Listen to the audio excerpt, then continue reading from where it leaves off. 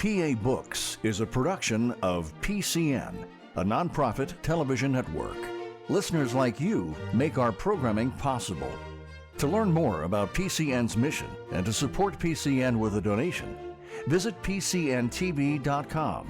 This link and others can be found in our show notes. We appreciate your support. Welcome to the PA Books Podcast. I'm Phil Beckman. In this episode, we talk about the Whiskey Rebellion, a distilled history of an American crisis, with historian Brady Crytzer. At the time, the rebellion was known as the Western Insurrection and would feature the only time that an American president, George Washington, would accompany troops out on campaign.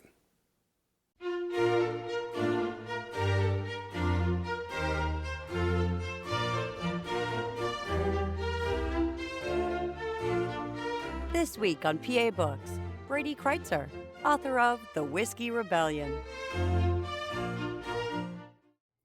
Brady Crytzer is the author of The Whiskey Rebellion, a distilled history of an American crisis. They say in the book that this book seeks to fill a void in the scholarship. What was the void? You know, we have a lot of really great history here in Pennsylvania. This is one of those events that has slipped through the cracks a bit from my vantage point. There's, I think, been only 3 or 4 books on it in the last 50 to 60 years. You know, the Battle of Gettysburg might get 2 books every year. So for as important as the event was, again, this was the greatest single crisis of George Washington's presidency, the second largest rebellion in American history behind only the Civil War.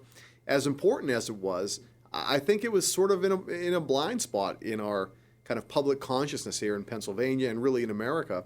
About the importance of this event. It was not well understood at the time in terms of the implications, and today, if people do know about it, I think they don't understand the real meaningful importance of it. So I believed it was time for a revisit from a historian. Now, one of the key parts of the book is that as you're talking about the different events, you also talk about what's there today if you went to visit those sites. And how long did it take you to track down some of these sites?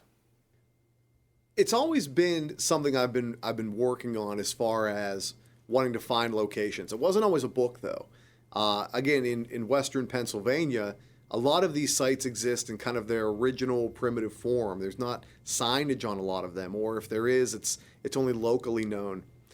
So for me, you know, researching for fun, visiting these sites was something that I had been doing for probably over a decade now. And then I realized, you know, I was finding a lot of places that were only known through word of mouth, or locals would tell me that their great-great-grandfather passed down that this had been something in the family and their grandparents shared that with them. These are the kind of things that you really don't find from the 1700s anymore. And that's what makes this event so special. And I wanted to share that with everyone. So when we talk about the Whiskey Rebellion, how much geographically, what parts of Pennsylvania were involved in that? Well, when you think about the rebellion, the uprising proper, I think people would generally say Bedford County, Allegheny County, Washington, Greene County, Franklin County. But again, a lot of those counties didn't exist back then. So when we talk about Allegheny County, it was much bigger then than it is now. Bedford County was much bigger then than it is now. If you were to say all of southwestern Pennsylvania, I think that would be a fair assessment. But, you know, George Washington's army will come from all over the state. And it will basically follow what is today Route 30 through Carlisle, across the mountains. So it really was a Commonwealth-wide event. But it had national implications, and I think that's what's so important. How does the popular myth of the Whiskey Rebellion compare to the facts? It's really a difficult story. I think when we think about history in any form, it puts us in a position we don't really feel comfortable with. Most of the men who participated were Revolutionary War veterans. So in a very real sense, they are heroes. We like to think of them as heroes. But then just, a decade later, those same men with those same muskets try to destroy the new republic. They try to secede and break away and, eliminate the sovereignty of America, which kind of makes them the villains. So it kind of murkies that line we like between good and evil and right and wrong, black and white, but the kind of secret is most of history is gray. The lines are blurred, and as historians, we really live in that gray area. And I think the Whiskey Rebellion is going to challenge us like that. Well, let's go back to the 1790s in Western Pennsylvania. What would it have been like to live in that area? Western Pennsylvania was considered the American frontier at that point. Remember, America's only had a constitution for a handful of years. George Washington's only been president, for a year or two. It was a rural agrarian society. Most of the settlers were Scots-Irish in origin, German in origin. They were visitors to Western Pennsylvania from Philadelphia that said when they arrived here that the accents were so different they could barely understand the language. They were all speaking English. It was a community of farmers, very insular farmers, very independent farmers. Their communities were kind of their own, independent nations in a way. They handled their own business. They were distrustful of the larger federal government, largely because it was so new. But they were corn farmers. They grew corn here in Western Pennsylvania in the 1790s. We grew more corn in southwestern Pennsylvania than anywhere else in America.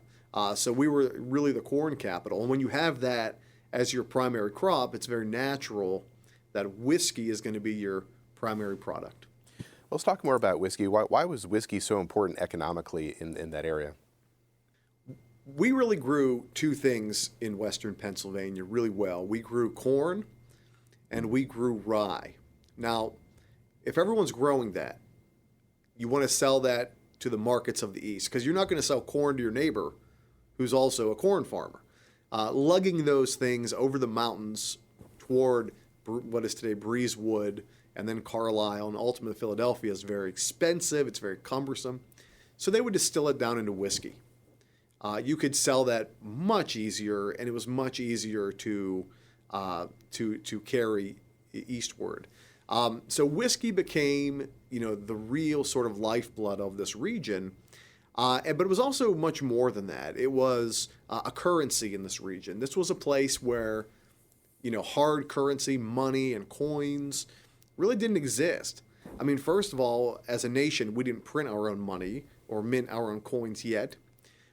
So it was a barter economy. You would trade your neighbor maybe a few kegs of whiskey for, a calf or a hog. That was how business was done here. So whiskey wasn't just something we made in Western Pennsylvania, but in a very real sense, it was the driving economic engine of the American West. Now you talk about Monongahela rye. What would it have tasted like? This is where I think we have kind of a misconception about it. When you make whiskey, and I don't, mind you, whiskey comes, out of a process that produces three separate sort of components, and the runoff of whiskey gives you what they call heads, hearts, and tails. The heads that comes off of the runoff is highly toxic. You hear about people going blind drinking moonshine. It's from drinking this. The hearts of the runoff is the good whiskey you want to drink, and the tails is sort of the runoff that has sort of an off taste. It's not toxic, but it's not desirable. In our modern sense, when you buy whiskey today, you're getting only the good stuff. We have computers and we have gauges and meters that tell us when that's good. But when they were making whiskey in the 1790s, it was all about volume, because volume was money. So they were bottling all of that stuff. So the whiskey they made was a very spicy rye whiskey. It was well known throughout originally the colonies and then the young nation as some of the finest whiskey in the New World. But I want to make no mistakes here. If you went to a liquor store today and bought the lowest shelf, swill you could get, that would be, light years better than the whiskey these folks made, because they were bottling everything, good, bad, and ugly, because that's how they made their money. So the whiskey they drank would have been what we call today white whiskey, unaged, unbarreled. It would have been kept just in jars and jugs and kegs. And that was the primary produce of the region. But it was well understood in North America as the best whiskey you could buy. By today's standards, not great. How was producing whiskey part of social status in the area? You talk about still owners being community leaders. everybody in this region who owned land, for the most part, grew corn. But not everybody owned a whiskey still. Now, a whiskey still is a small copper pot still. You could find images of these online. You could even still buy them today. Making whiskey was a pretty simple process if you were an experienced distiller. Not everybody had the ability to produce whiskey themselves, though. Usually, if you had 5 or 10 farms in a community, one person would own a still. And you'd bring your crop to that person, you'd pay them a small fee, and they would produce your corn crop into whiskey for you. So that naturally made those still owners kind of the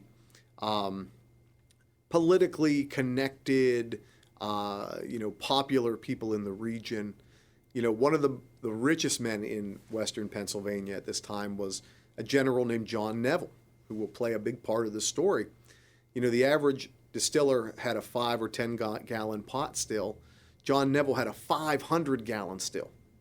So there was this direct connection with still ownership and economic upward mobility, political opportunity, and government connectedness. That was just really a big part of the story. So how did this community of frontier whiskey makers venture into insurgency? Not easily. When you study rebellions, they almost always begin in a peaceful way, and then they sort of morph over time. So the way this story begins is with the Treasury Secretary Alexander Hamilton, who's very popular these days. He has musicals. He's his own tourist industry in New York City now. But Hamilton had a vision for America, and it was his job to craft America's financial policy in its infancy. He was Treasury Secretary. George Washington believed in him very strongly. He was a very smart guy. But he believed that America would be built by the wealthy class. His friends in New York and Philadelphia who had money, who could invest it, men like Robert Morris, for example. He believed the government needed to get money into their hands so they could generate revenue and grow this country. And when Hamilton looked at the back country, the areas of the frontier, not just in Pennsylvania, but New York and Kentucky and North Carolina, he saw people that really didn't fit into that equation. People who grew enough food for themselves, who produced enough whiskey for themselves, but didn't really, in his mind, push America forward. Now that, I think, is a blind spot for him, because he had a very real prejudice against a lot of these people. They didn't recognize federal authority. They weren't hospitable to him and the Washington administration. It was very much, there was a political distaste for the class of people on the frontier. So Alexander Hamilton, in his report on public credit in 1790, made a big, long plan for saving the American economy. After the Revolution, unemployment was about 30%. A lot of people don't talk about that. Revolution's nasty business. So for Hamilton, amongst his many plans for, again, getting America on its feet was what he called an excise tax. That's a tax on a domestically produced good on whiskey. He believed this would really solve two things. He believed, number one, it would extract revenue and tax money from the very distant West, people that weren't really well known for paying these taxes. And number two, and I think this doesn't get enough play in previous studies of the Whiskey Rebellion, he hoped it would bring these people to heel. He would sort of force them to bend the knee and recognize George Washington's authority. If they didn't pay their tax, they would lose their farm. They would be fined such an exorbitant rate. It was basically their entire income for not just that year, but maybe perhaps 4 years down the road. It was really heavy penalties. So Hamilton created this tax, like I said, for very practical economic reasons, to extract tax money from the frontier. But I think on a more personal note for him, he wanted to bring these people to heel, these people that weren't open to his authority. And quite frankly, no one on the frontier had been for decades earlier, even in 1764, 30 years earlier. Henry Bouquet, as commandant at Fort Pitt, described Pittsburgh as a, quote, colony sprung from hell. So there was a long tradition of authority in this region. And for Hamilton, he wanted to snuff that out as efficiently and probably brutally as possible. So that's all part of it. The people who lived here felt this law was unfairly targeting them, and I agree with them. Now, unlike during the American Revolution, when the colonists were taxed without being represented in the British government, these residents of Western Pennsylvania did have representation. They had members of Congress. They had Pennsylvania senators. How did their political leaders react to this tax? You know, you make a really great point. They couldn't clamor no taxation without representation, as they had, a decade or two earlier, because they had adequate representation, the same as we have now. They had members of the House of Representatives. They had state assemblymen. They had governors here in Pennsylvania. They had senators in the capital, which was Philadelphia at the time. The way this was originally sort of expressed in terms of grievance was that the individual counties would meet in their county seats in small groups, and they would make petitions that said, we don't like this law, and this is why. And then in that first summer of 1791, when the law was first instituted, they'll eventually all meet in Pittsburgh, these representatives from these counties, Washington County, Allegheny County, Westmoreland County, and Fayette County. And they met in what is today downtown Pittsburgh at a tavern called the Sign of the Green Tree Tavern. And they made a list of grievances that were very thoughtful, that were very fair. You had William Findley there, who was a member of the House of Representatives. You had Albert Gallatin there, who was a member of the Pennsylvania State Assembly.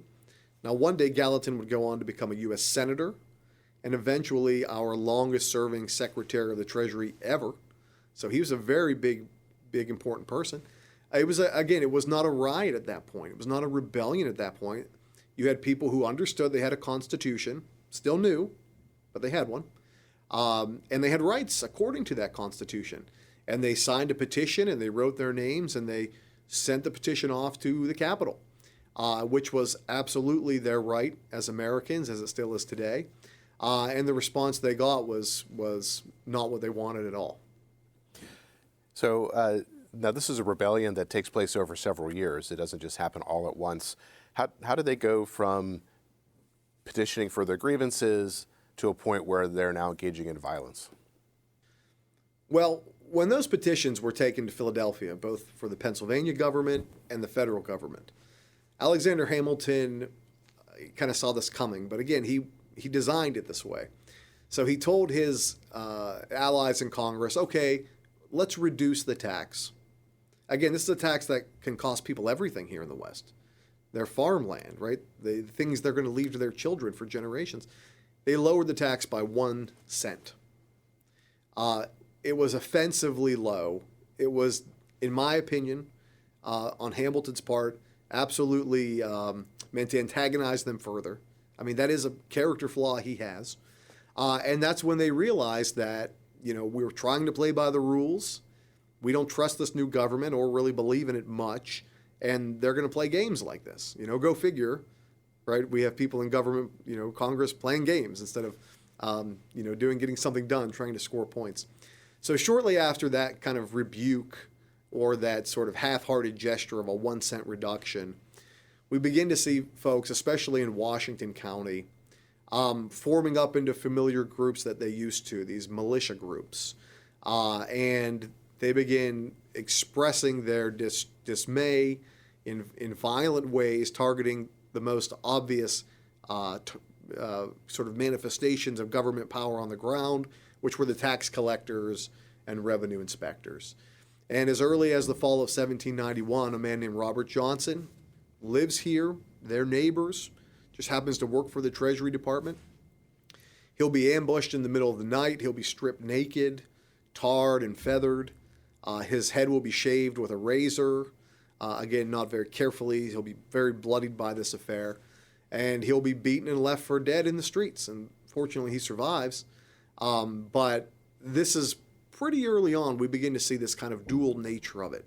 You have the official government channels, very slow, not getting results, which are being utilized. Then you have this kind of frontier vigilanteism that's starting to emerge. So I would argue, almost at the same time as the meeting at the sign of the Green Tree Tavern in Pittsburgh, signing those resolves, we see the first tax collector really brutalized and assaulted. Now, you mentioned the militia. Can you talk a little bit about the social role of militias out on the frontier? Yeah, I always like to describe militias in the 18th century sort of like the way we think of volunteer fire departments today. A lot of these frontiersmen, these Scots-Irish especially, have a distrust of the government because of their recent memory. I mean, in the 1750s, when the Lenni Lenape, French allied Indian warriors, were attacking them in places like the Great Cove and Penn's Creek, there was no military response to help them from the Quaker-dominated colonial government in Philadelphia. So as early as the 1750s, they began kind of handling their own business here. That is to say, even their own defense, taking matters into their own hands. So the militia system here were really your friends and your neighbors. You'd be farming at one moment, and the cry for alarm would come out, and you'd pick up your hunting musket or rifle, and then you'd become a soldier. It wasn't well organized. It wasn't always, clean either. A lot of rules of engagement, as we'd understand them today, were broken by these groups because there wasn't a real command and control structure. But it was absolutely kind of the rule here on the frontier. And if you were to be a militia leader, it wasn't something you were just assigned to by the government arbitrarily. You were already a well-respected member of the community. So it was very much, some historians have even said, kind of like the central organizing cultural ethos of the frontier. I would say it was pretty important. How did the local militia transform itself into the Mingo Creek Association? I mentioned the first tax collector attacked Robert Johnson in the fall of 1791. Whenever he survived the attack and people asked him, you need to go to the police and report who did this, he was sort of befuddled by the fact that the man who led the attack, they were painted in black as Indian warriors would have traditionally done. Some of them were wearing women's dresses and spiking their hair and just trying to, look sort of maniacal and dangerous, wild. He said, the man that attacked me was John Hamilton, who was the sheriff of that part of Washington County.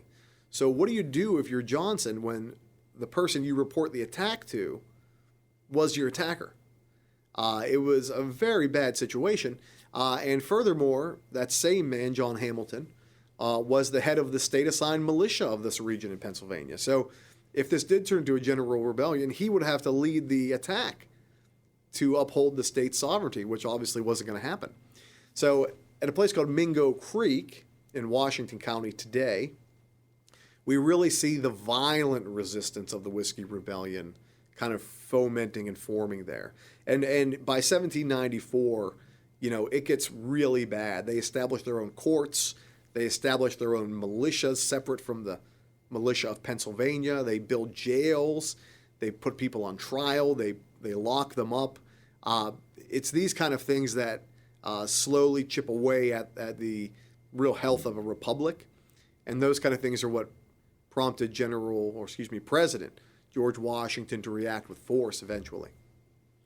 Well, let's talk about George Washington's response, and that the force would eventually come a little bit later on during the rebellion. How was he responding to some of the early stages of resistance? One of the things I really admire about George Washington, he wasn't a great field officer in the 7 Years' War or even the Revolution, but he always had this tremendous understanding of the big picture.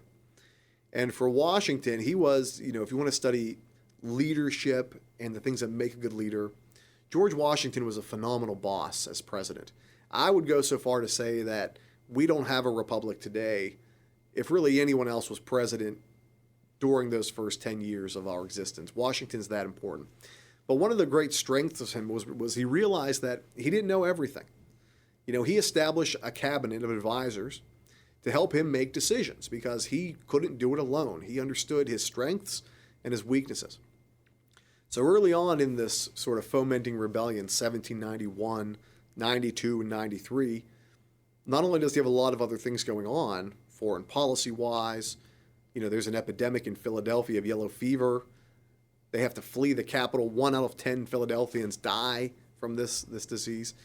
He's always asking Hamilton sort of what's going on in the West. Are things under control? Can we handle these things? Do I need to be more aware of this? And Hamilton would sort of tell him, no, things are fine. They don't like the new tax, but nothing I can't handle. So again, Hamilton had kind of like this pet project in a way, was this whiskey excise tax that he kind of had a lot of freedom and leeway with. And you could make an argument that he maybe let it get out of control by kind of keeping Washington out of the know in the fullest extent that he could have. Can you also talk about the role of the Army in the economy around Pittsburgh and a town like Bedford? Yeah, this is still a pretty wild place. If you wanted to be alone, if you wanted to be away from government overreach, you could really do it here on the frontier in the 1790s. So when the federal government, came into an area, they really sort of beefed up certain communities as their federal presence. And this was almost always around the installation of forts. Bedford had a fort. Fort Pitt was here in Pittsburgh. That's gone by the wayside. They've built Fort Fayette by the 1790s.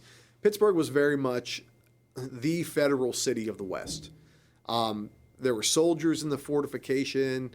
Whenever federal business had to be handled, it would be done here in Pittsburgh. Fort Fayette had dozens and dozens of soldiers at any given time that had to be fed. They were given rations. One of them was whiskey. So a lot of whiskey distillers would sort of compete to get that rich contract to keep Fort Fayette, and before that Fort Pitt, lubricated with whiskey, you could say. So Pittsburgh was kind of not just the federal city of the West, but in this area, it was really the federal stronghold. And if that ever fell, if anything ever happened to that, the federal government would have a very minimal grasp on really anything happening here. So it was pretty important in that way. We'll be back in a moment with the PA Books Podcast. Enjoying this podcast? Please support PCN with a donation at pcntv.com. This link and others can be found in our show notes. We appreciate your support. So as this rebellion was growing over a period of years, how did it move from, say, just a localized rebellion against a particular tax and ultimately developing a political ideology? As time went on, we would see organizations like you mentioned the Mingo Creek sort of organization, or Mingo Creek Society, they would call themselves sometimes, getting empowered, feeling like we don't need a federal government. We can make our own government, and it can be localized, and we can handle our own affairs. So that sort of thing grew over time. Now, one of the things you have to remember is this is a 4-year event. The real heavy flashpoints come in 1794. So what you would have is an event, a flare-up of an attack on a tax collector in the fall. Then the harvest begins. People lose interest in sedition or rebelling. The winter comes. That kind of freezes everything, literally. People would just stay in their homes and maintain for the winter. And people are living their lives and doing other things. So it's really not until 1794 that we kind of see the boiling point occur. And that happens for a couple of reasons. One is that people are losing their farms. They are being subpoenaed in court. Another is that we begin to see a lot of the very legitimate people involved, like Albert Gallatin, who I mentioned, formerly a state assemblyman, now a U.S. senator. He begins to really distance himself from this because, whereas before it was a reasonable legal protest of a legally passed law, tax, it had been taken over by very violent people. Gallatin would later say that his involvement in the first year or two of the Whiskey Rebellion, he called it his only political sin. And this was a guy that had been in government for 30 years by the end of it, and that was his only political sin. It's very hard, even still today, to get a politician to admit they were ever wrong or that they ever made a misstep. And for him to say that was a big deal. So what really let it kind of fall apart was that the calm, cool, rational voices slowly trickled out of the movement. And the very violent extremist voices really took over. Now, some of the different figures that were involved here, there are a lot of interesting characters that were moving in and out of the West. One of them was Robert Wilson. You mentioned that he introduced himself as a traveling school teacher looking for work, but there wasn't quite something right about him, right? That's a real strange occurrence that could only happen in a situation like this. So shortly after Robert Johnson, the tax collector, was tarred and feathered, this newcomer, Wilson, shows up. And people, again, here were very distrustful of outsiders. And he says he's looking for work as a teacher. And then he begins to say that he'd like to inspect people's whiskey stills. He wants to know, did you pay your taxes? Did you register your still with the federal government? So very naturally, people begin to believe he's a spy for Alexander Hamilton and the Treasury Department. The Treasury Department's behind, really, this entire enforcement act. So Wilson is, much like Johnson, attacked one night, dragged into the woods, stripped naked, tarred and feathered. That's a very violent thing. You're talking about second and third degree burns over most of your body. But Wilson will be taken to a blacksmith shop where there is a bellows operating, there's a forge already lit, and he'll have a hot branding iron shoved into his stomach. It's very awful. We tend to think of tarring and feathering and these sort of things as very sort of comical in the modern age. There was nothing funny about this. These are very serious assaults. And Wilson almost died. And, he did survive, obviously being terribly mutilated. But the Treasury Department would later say, they had never heard of him. He didn't work for them. He wasn't an agent of any kind. We have no evidence he ever had any affiliation with the federal government. He was just, a strange guy with a really poorly thought out hobby of inspecting whiskey stills during a rebellion. So he paid for that. But again, it's things like this that you miss when you don't really have a good understanding of the whole event, which I thought is one of the reasons this book was so important. He's a real outlier, though. Now, during the period where the rebellion was simmering over a period of years, was the tax being collected? The tax was being collected where it could. One of the misconceptions is that this was just a Western Pennsylvania tax. That's not true. The entire United States was organized into sectors by the Treasury Department, regions, if you would, to collect taxes. So this was enforced in South Carolina, North Carolina, Tennessee, West Virginia, what was today West Virginia, just Virginia at the time, Pennsylvania, New York, everywhere that whiskey was made, everywhere. At one point, though, Kentucky was so far west that the Washington administration just deemed it unenforceable. There wasn't really a rebellion there, but they sort of just wiped their hands of it. Like, they threw them up in the air. We can't, these people are just going to get away with it. But there was something to be said about maybe the proximity of Western Pennsylvania to the capital in Philadelphia. This kind of became the focal point of resistance. And you didn't see much of it in other places. Now, the counties of Western Virginia will join in this rebellion. It was very much a part of that as well. They even besieged Morgantown. So that's, a very major event. But really it's even though it's everywhere, Western Pennsylvania, and again, those northern panhandle-y kind of counties of West Virginia, what is today West Virginia, they'll be the center of it. Now, another figure that appears in this story is Herman Husband. Who is he? Herman Husband is a really unique character. He lived in what is today Somerset. At the time, that whole region was called the Glades. It was a wilderness area, very isolated, but the Forbes Road, built in 1758, did go right near there. Husband became known as the philosopher of the Alleghenies. He was incredibly well-read and well-studied in the classics. If you ever read Husband's writings, it's very difficult because he's talking about these ancient Greek and Roman philosophers casually. Like we're all supposed to know who these people are. You really need almost a classical degree to know what he's talking about.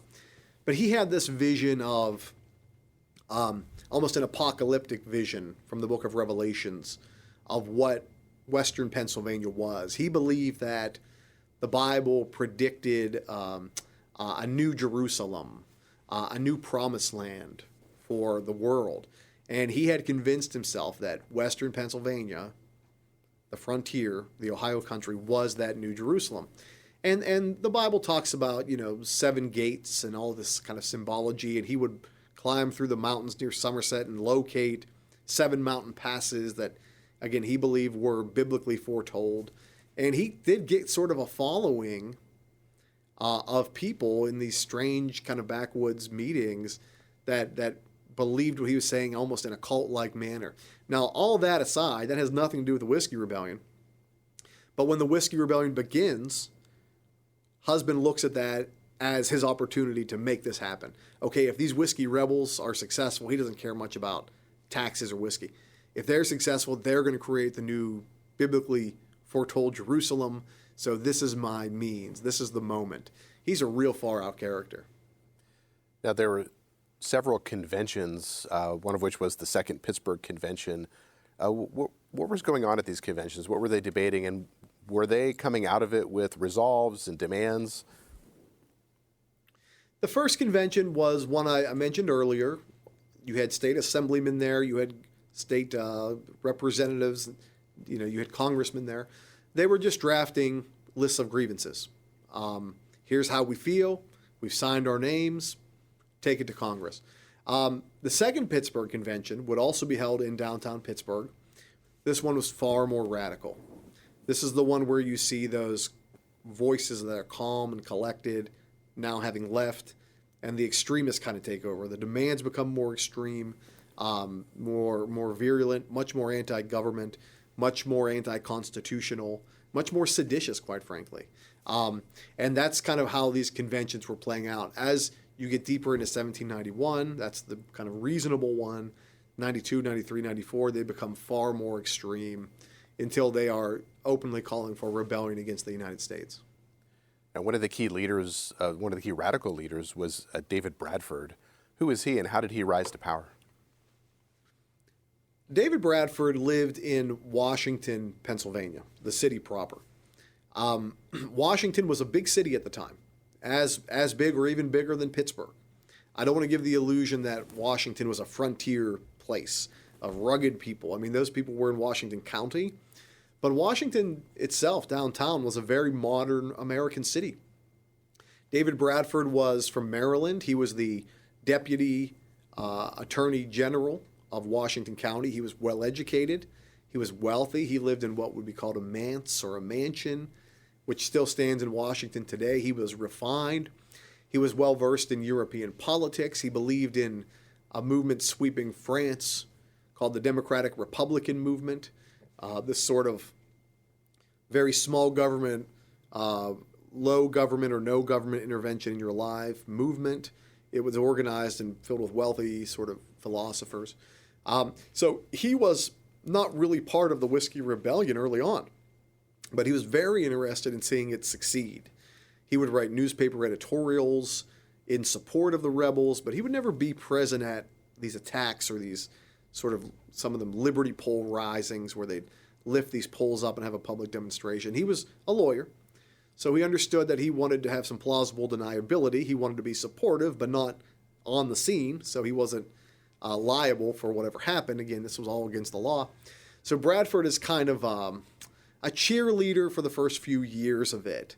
And then when all of, I said, like I mentioned earlier, a lot of these educated, powerful people leave the movement, the rebels kind of look to him to be the new beacon, the new guide of the movement. And when he gets involved in 1794 is really when the worst of the rebellion happens.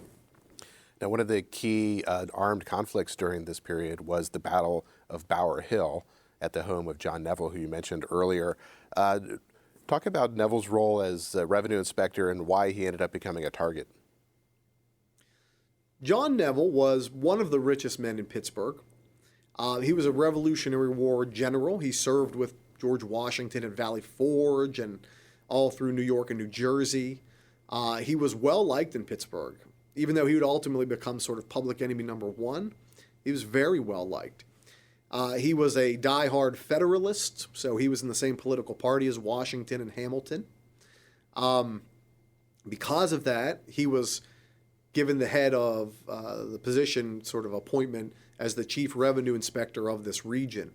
So he would be in charge of collecting all these taxes that the people were really very much against.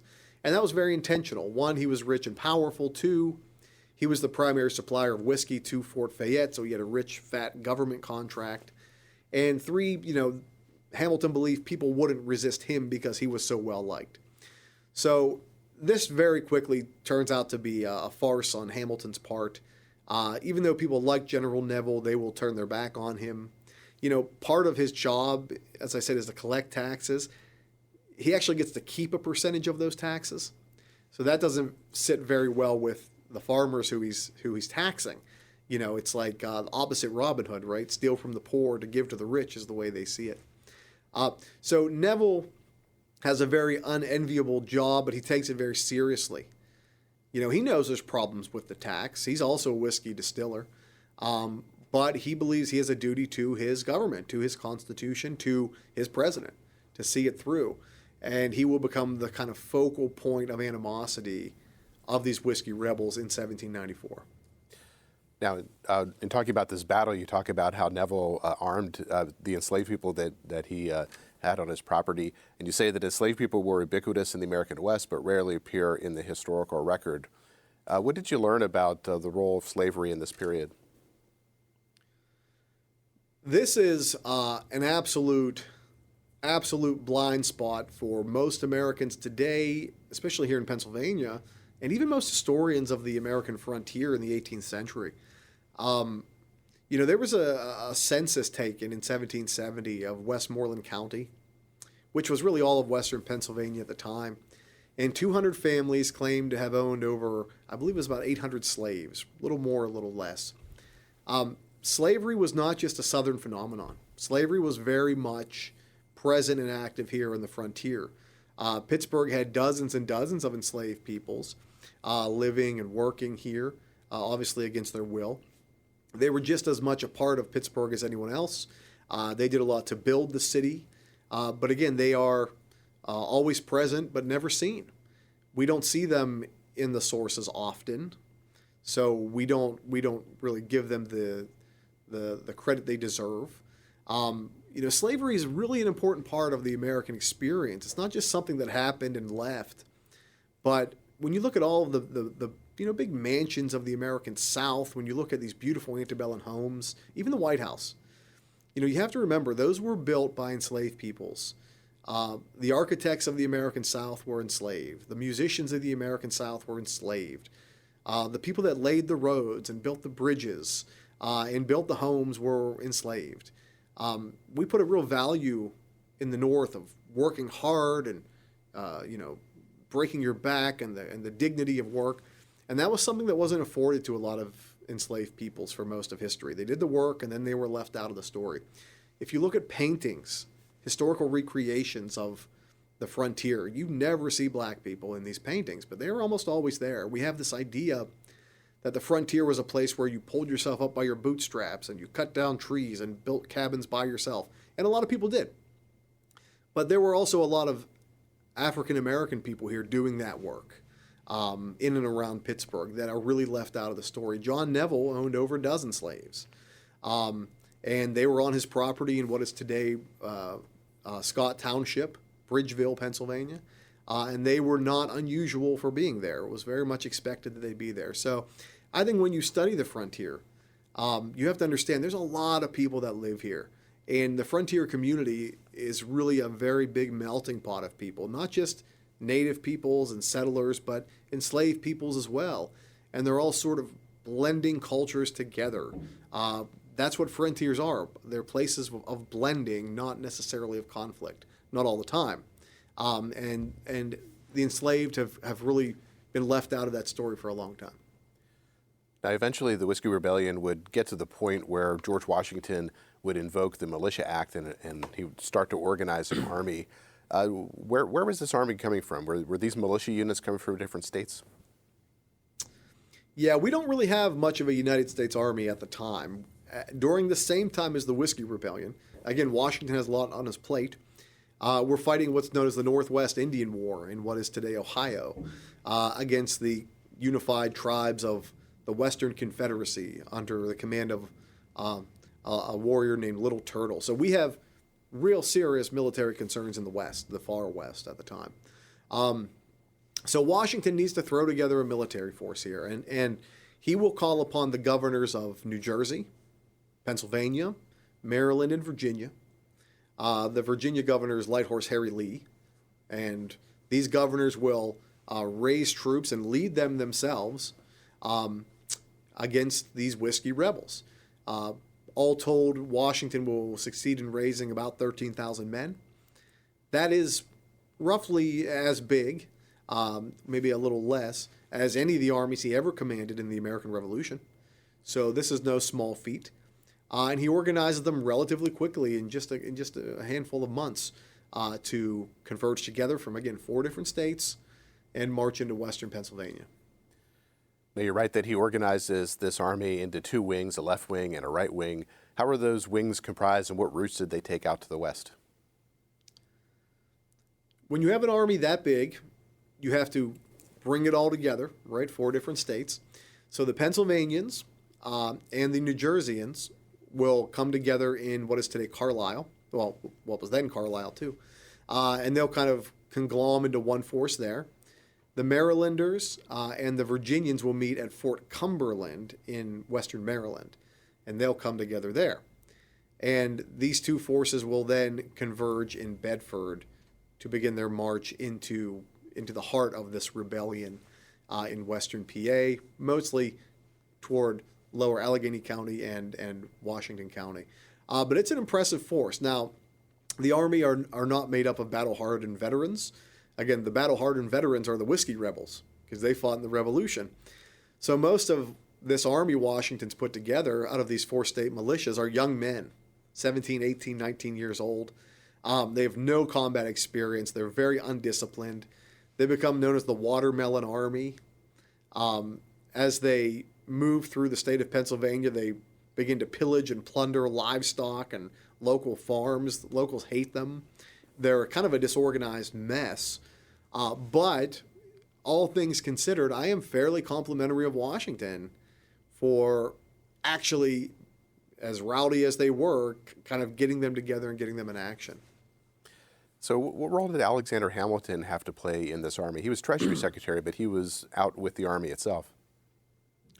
Yeah, he was always one of these men that prided himself on being right in the action.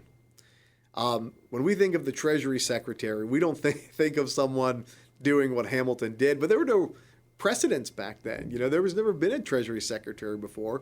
Hamilton took this charge very personally, that he was a de facto, point of the spear of federal authority. So he was marching with this army, and he was wearing a military uniform. George Washington actually led the army himself. He rode a carriage. He had a bad back. Hamilton was with him. This was the only time in American history that the commander-in-chief, as sitting president, actually led an army in the field. It's never happened before or since. But what did Washington know? The Constitution said he was commander-in-chief, so he was out there with them. And Hamilton was right there alongside of him. And when they got to Bedford, Washington was greeted with this big rally. People made a big illuminated sign, out of candles. It really would have been something to see. It didn't feel like a rebellion for him there. And Hamilton sort of told the president, I'll take it from here. You go back to Philadelphia. And that's what happened. So Hamilton was, the de facto sort of head of this. Now, militarily, he wasn't. Light Horse Harry Lee was in charge. But Hamilton liked to say he was, a real mover and shaker in this response. Now, once this army gets into the region where the rebellion had been taking place, what was the response? Did people flee the area? Did people stick around? Was there armed resistance? What really prompted the response was, again, when David Bradford kind of came to the forefront of the rebellion. He raided the mail coming out of Fort Fayette in Pittsburgh, and he opened it, which is a major crime because he wanted to know what people were saying about him. And then he planned this attack on Pittsburgh, which was a real threat because as I mentioned, Pittsburgh was the bastion of federal authority in the West, and if that city fell, it was a major problem. So that's what kind of prompted the response. David Bradford began dressing as a military commander, even though he had zero military experience. He began riding around on a white horse and wearing medals, for which I don't know where he even got them. He began making flags for the 6, counties of western Pennsylvania and western Virginia that were seceding. He began sending people down the Mississippi River to meet with New Spain to talk about joining them. It was a real serious problem. And, when the Army gets to Pittsburgh, this should be the time for the great showdown, the great battle. It never happens. The leadership of the rebellion kind of withers in the face of the oncoming Watermelon Army. They begin to flee into the wilderness. David Bradford himself will abandon his wife and children and flee down to Louisiana, where he sets up his own plantation called eventually the Myrtles Plantation. He's a fugitive. And that army, instead of having a big battle, becomes basically the largest police force in American history. They arrest almost 200 people for their role in the Whiskey Rebellion. They put them in jail. They lock them in basements. There's no warrants involved. There's no reading of rights. It's wildly unconstitutional. And eventually, 25 or 26 of these men will actually be taken back to Philadelphia and jailed. But for the most part, the rebellion kind of withers in the face of the oncoming army. Now, one of the figures that appears throughout the book and throughout the story is Hugh Henry Brackenridge. Who is he? I like Hugh Henry Brackenridge's writings a lot. He was a lawyer in Pittsburgh. He was instrumental in the founding of the University of Pittsburgh, but he was kind of a commentator on life in the West. He was very funny and very well educated. He wrote a number of books, kind of a Mark Twain type figure before Mark Twain, commentating on American life. And he wasn't really a leader of the rebellion, but he was always there. And I think he was kind of there as an observer. He was the kind of guy that was friendly with the rebels and very friendly with the federal officers in around Pittsburgh. He just kind of had his finger on the pulse of the region. And as the rebellion really spun out of control, whether he meant to or not, he kind of fell into this role as like a negotiator between the two. He had a foot in both camps. So he became kind of the voice of the rebels, even though he wasn't one. And he would relay the federal messages to the rebels, even though, he wasn't working for the government. He was a man caught in the middle. And for Hamilton, whenever he came to Pittsburgh, he wanted to arrest Brackenridge. He wanted Brackenridge to hang for his role in it, even though the role was kind of, not much of one. He just happened to be there. So that's kind of Brackenridge's part of it. He never flees from Pittsburgh. He has a mansion in the city. He never tries to, but he does write this lengthy book after the rebellion that kind of is one of our great primary sources of it. He interviews people and records testimony, but all of it's written to kind of exonerate himself. I was there, but I wasn't involved. And he never really recovered from that. Albert Gallatin, I mentioned, would go on to be the longest serving Treasury Secretary in American history. He'd served Washington. He served Jefferson, Madison, and Monroe. Brackenridge would go on later to be a member of the Pennsylvania Supreme Court, but that was a while later. So that stink of the rebellion kind of stayed with him for quite a while. So what was the long-term effect of this rebellion? Did it result in any institutional changes? Did the whiskey tax survive? That's one of those interesting things. There were 3 things really bothering the whiskey rebels that would have solved all these problems. Number 1 was that there was a general Indian war in the West, which often took them away from their fields, made it hard for them to attend to their families because it wasn't really safe here all the time. Number 2 was that the British were still occupying forts in the land of the Northwest Territory. That was Ohio, Wisconsin, Michigan, Indiana, Illinois. That should have been American land. It was on paper, but The British were still hedging their bets that we'd fail. So they kept their soldiers in those forts. And number three, the Spanish controlled the Mississippi River. And if farmers here in the Ohio country, western PA, were able to load their corn onto barges and send it down the Ohio and then down the Mississippi, they would have made a lot of money that way. But none of those things were possible. So the Whiskey Rebellion was kind of, a collusion of frustrations that boiled over because of those things.